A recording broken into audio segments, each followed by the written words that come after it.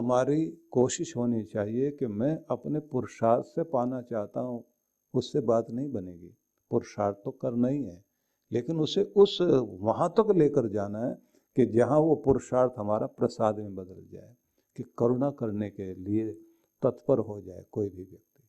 क्योंकि बताते बताते वहाँ हम पहुँच जाते हैं जहाँ कोई एक ऐसा नुक्ता, ऐसी कोई चीज़ रह जाती है जो श्रद्धा से ही वो चीज़ मिलती है। तो रेकव ऋषि ने जब डांट दिया उसको, तो उसने कहा कि मेरे पास तो और कुछ है नहीं, मैं हूँ, मेरी बेटी है, मेरा परिवार है, मैं सब कोई समर्पित होना चाहता आपके प्रति, लेकिन मैं ये जरूर चाहता हूँ कि मेरे जीवन में आत्मज्ञान मुझे प्राप्त हो। तो उन्होंने कहा कि जाओ, उपनिषदों में एक विद्या कही गई है जिसे आत्म संयम का ध्यान माना गया है। और कहते हैं कि क्योंकि हो सकता है कि पूर्ववर्ती नहीं, पश्चात में कुछ चीज़ें जुड़ी, लेकिन ऐसा कहा जाता है कि उसके बाद उनको ये बताया गया कि अगर तुम अपना कल्याण चाहते हो तो गीता के 6 अध्याय को पाठ करो, और पाठ करने के साथ में उस अध्याय के अनुसार जीवन बनाने की कोशिश करो। और उसके बाद में ये वर्णन आता है कि रेकव ऋषि के ध्यान योग और आत्म संयम योग के संबंध में जो उन्होंने संदेश दिया था, उसके बाद में जनश्रुति ने अपनी साधना की और उनका मोक्ष हुआ। तो यहाँ एक बात बड़ी महत्वपूर्ण है कि किसी व्यक्ति को पर्वत के पास जाकर के खोजा ऋषि को, तो मतलब वहाँ पर्वत पर जाकर मिलेगा ऐसा नहीं है। कौन कितनी ऊंचाई पर बैठा हुआ है, उस ऊंचाई को पहले ढूंढना बहुत जरूरी है। दूसरी चीज ये है कि ऊंचा व्यक्ति जहाँ बैठा हुआ है उस उच्चता में, उसके ऊंचेपन में एक खास बात होती है, जितना बड़ा, जितना महान, उतना ही सरल, उतना ही सहज। तो पहचानना बहुत मुश्किल होगा, क्योंकि वो आम जनता की तरह हो जाता है। इसलिए ये बड़ा आश्चर्यजनक कार्य हमेशा रहा कि ठाकुर रामकृष्ण देव को भी उनके समय में कई लोग उनको पहचान नहीं पाए। उनके पास आए और उन्हीं को उस तरह से व्यवहार कर दिया कि जैसे किसी नौकर के साथ व्यवहार किया जाता है। दादू दयाल के साथ ऐसा हुआ, अनेक महान पुरुषों के साथ ऐसा हुआ कि उनको पहचान नहीं पाए लोग। तो जनश्रुति भी नहीं पहचान पाया था, लेकिन इतना सुना था कि ऐसे ऐसे होगा, और जब देखा तो उसको ही समझ में आया कि उपहार देने से उपहार रूप में आत्मज्ञान मिल जाएगा। इस चीज को उन्होंने डांट करके कहा कि ऐसे नहीं मिलेगा। और यहीं से ये शुरुआत होती है कि वो ज्ञान जीवन में मिलता कैसे है। तो गीता में इस चीज को बहुत अच्छे ढंग से समझाया, जहाँ से इस प्रसंग के साथ हम लोग इस यात्रा को आगे बढ़ाएंगे। 6 अध्याय के 3 श्लोक को जब आप पढ़ते हैं, आरुरुक्षोर मुनेर योगम कर्म कारणम उच्यते योगारूढ़स्य तस्यैव शम कारणम उच्यते। भगवान श्री कृष्ण ने अर्जुन को समझाते हुए कहा कि जो योग में आरूढ़ होने की इच्छा रखते हैं, ऐसे जो मुनिजन हैं, मननशील लोग हैं, उन्हें योग की प्राप्ति के लिए निष्काम कर्म को महत्व देना चाहिए। फिर से ध्यान दीजिए, योगारूढ़ होने की इच्छा रखने वाले मननशील मनुष्यों को उस महान योग की प्राप्ति के लिए, जिसके द्वारा ईश्वर की अनुभूति होती है, उसके लिए निष्काम कर्म करने चाहिए। क्योंकि योगारूढ़ हो जाने पर योगारूढ़ पुरुष के लिए सभी प्रकार के जो संकल्प होते हैं उनका अभाव हो जाता है। मन में दो तरह की चीजें हर पल उठती हैं, एक है संकल्प और एक है विकल्प, एक है आसक्ति और एक है अनासक्ति।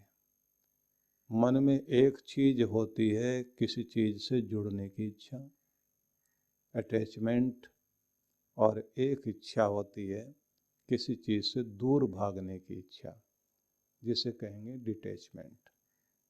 किसी चीज से जुड़ जाना, और मन बार बार ये करता रहता है। किसी चीज के लिए पहले पागल होगा, चीज मिल जाए थोड़े दिनों के बाद उससे दूर हटने लगेगा, और थोड़े समय के बाद उससे भाग खड़ा होगा। इसलिए अगर रसगुल्ला अच्छा लग रहा है कलकत्ते वाला, तो वो 2, 4, 5 तक अच्छा लगेगा, छठे के बाद में फिर उसका स्वाद भी और इच्छा भी कम होगी। 7वें 8वें के बाद वो दुख देने लगेगा, तो आदमी उसको छोड़ के भागेगा और कहेगा नमकीन चाहिए। ये नहीं कि रसगुल्ला खाया है तो संदेश खाएं, उसके बाद उसकी इच्छा उससे विपरीत पर होगी, मतलब वहां से हट के भागेगा। अब उसकी इच्छा होगी कुछ नमकीन मिल जाए।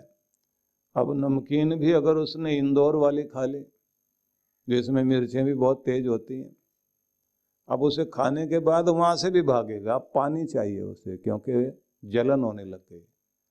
तो मैं ये नहीं कह रहा हूँ कि आपको किसी हलवाई की चर्चा कर रहा हूँ जिसने सामान रखा हुआ कि बंगाल के रसगुल्ले भी हैं, साथ में उसने इंदौर की नमकीन भुजिया वगैरह रखी हुई है।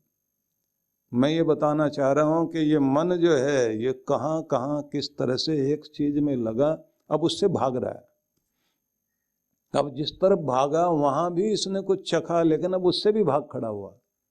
ये रसगुल्ले से नमकीन पर भागा है, नमकीन भुजिया खाने के बाद फिर उससे भी भाग खड़ा हुआ, पानी पर चला गया। अब कोई आदमी पानी का घड़ा रख करके कहे पी, अब तो थोड़ा सा पीने के बाद वो घड़े को भी छोड़ के भागेगा। अब पूछे अब क्या, बोले अब आराम से बैठते हैं, और थोड़ी देर आराम से बैठ जाए तो उसके बाद कहें अब, बोले बहुत हो गया आराम, अब चलते हैं। चलने के बाद भी क्या वो चलता ही रहेगा, उसके बाद में फिर बैठ जाएगा। तो ये एक चीज में लगना इसका संकल्प होता है, और उससे हट जाना उसका विकल्प होता है।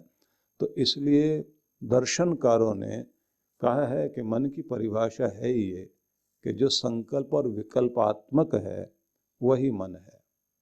ये दो तरह की चीजें कर रहा होता है।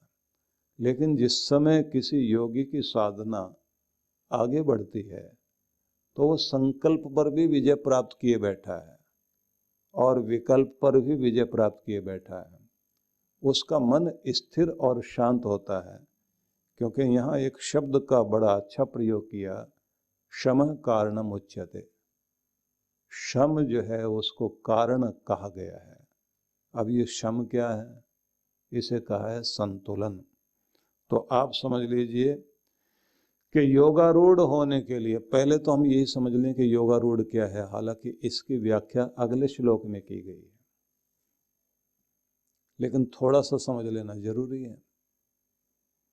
समझना यह है कि कोई भी व्यक्ति योग युक्त होना चाहता है, योग में परमात्मा से मिलने की इच्छा, परमात्मा में जुड़ने की इच्छा, जिसका ध्यान सफल हो सके, ऐसी इच्छा वाला कोई भी व्यक्ति वो सबसे पहले एक चीज जरूर करेगा जिससे उसको सफलता मिलेगी, और वो है संतुलन। शम कारणम उच्यते। संतुलन ही सबसे पहले बुद्धि योग का सार है। समत्व से ही बुद्धि योग संभव है। आप पुराने दुकानदारों को आपने देखा होगा, उनके पास तराजू रखी होती थी। आजकल तराजू दूसरी हो गई क्योंकि डिजिटल का जमाना आ गया,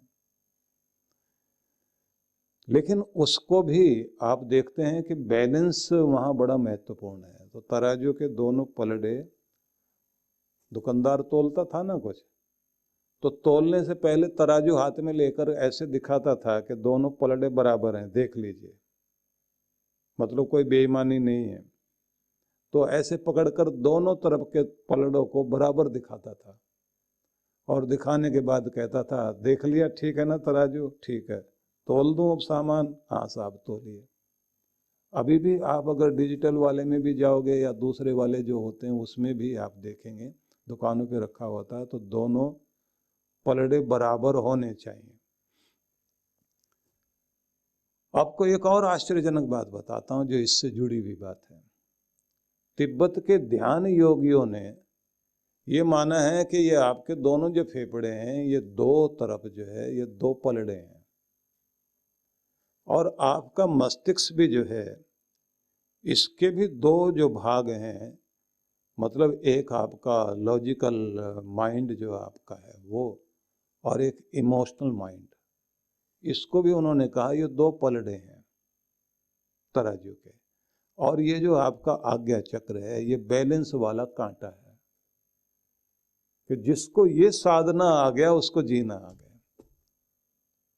मतलब अपने लॉजिकल ब्रेन को भी और इमोशनल ब्रेन को भी, दोनों का संतुलन जिसको बनाना आ गया, बस उसको जिंदगी में जीना आ गया, और ध्यान भी उसी का लगेगा। अब इससे भी मजे की बात एक और समझिए। ध्यान में जाने के लिए ये माना जाता है कि प्रत्येक व्यक्ति को स्वर का संतुलन साधना चाहिए, स्वर को सम करना चाहिए।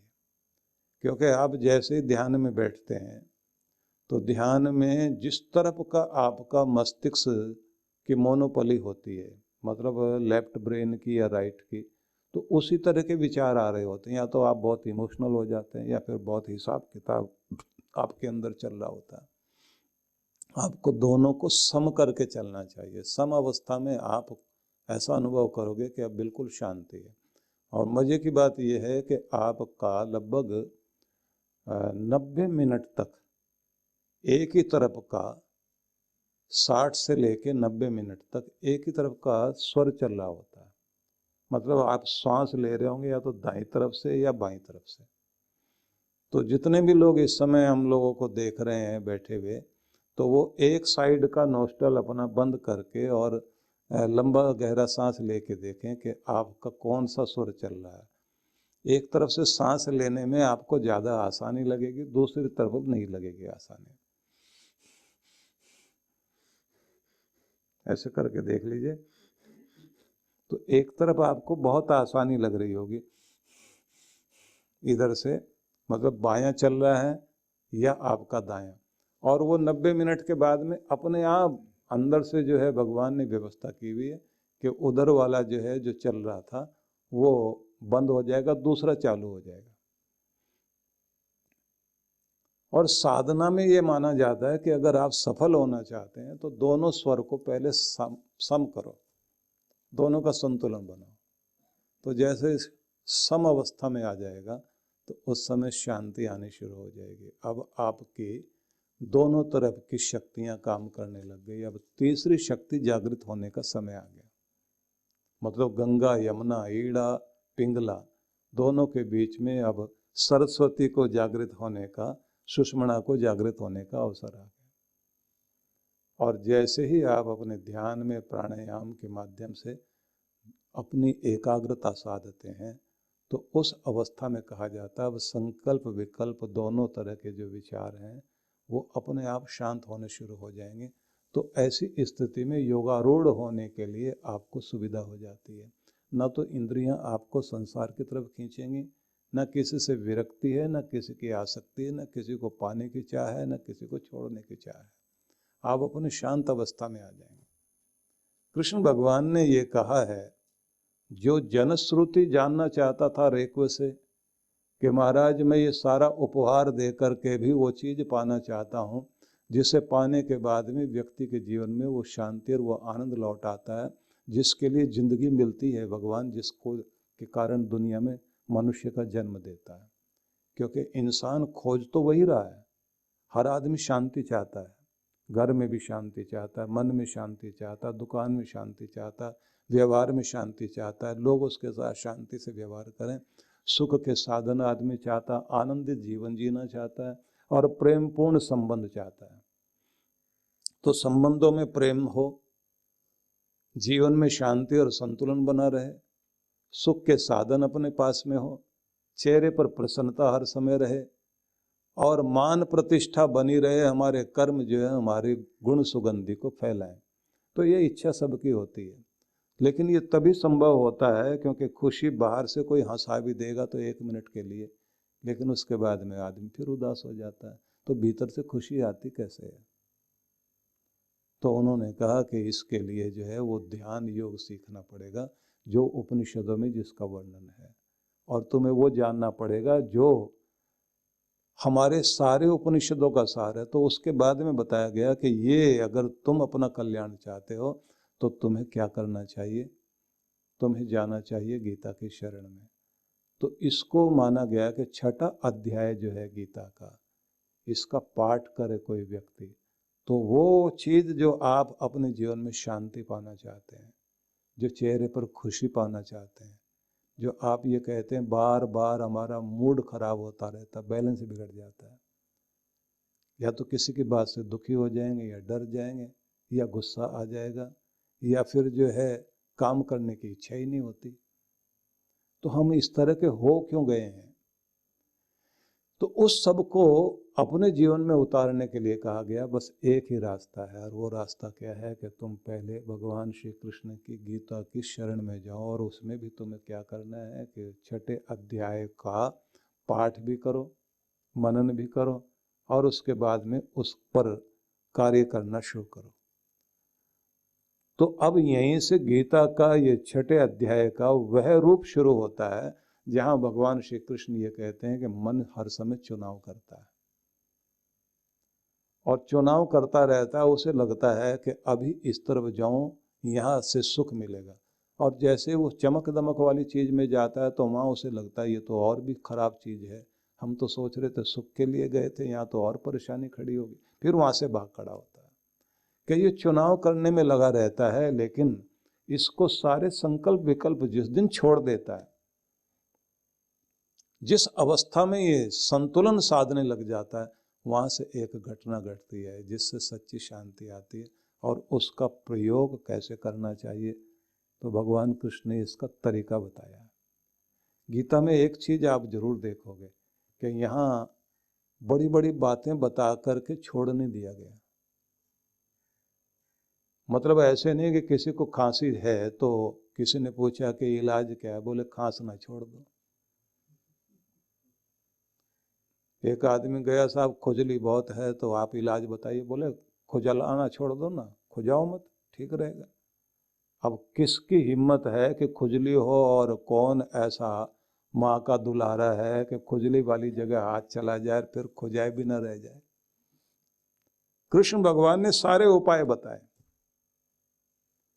कि ये तरीका बताता हूँ, अब इसके बाद में तुम्हें वो विधि देता हूँ जिसे करने के बाद तुम्हें फल मिलेगा। तो उसी की चर्चा करेंगे हम लोग कल, और आप सबको बहुत बहुत शुभकामनाएं हैं। विश्व जागृति मिशन के संस्थापक परम पूज्य श्री सुधांशु जी महाराज एवं डॉक्टर अर्चिका दीदी जी के पावन सानिध्य में सनातन संस्कृति जागरण महोत्सव कार्यक्रम का आयोजन होने जा रहा है।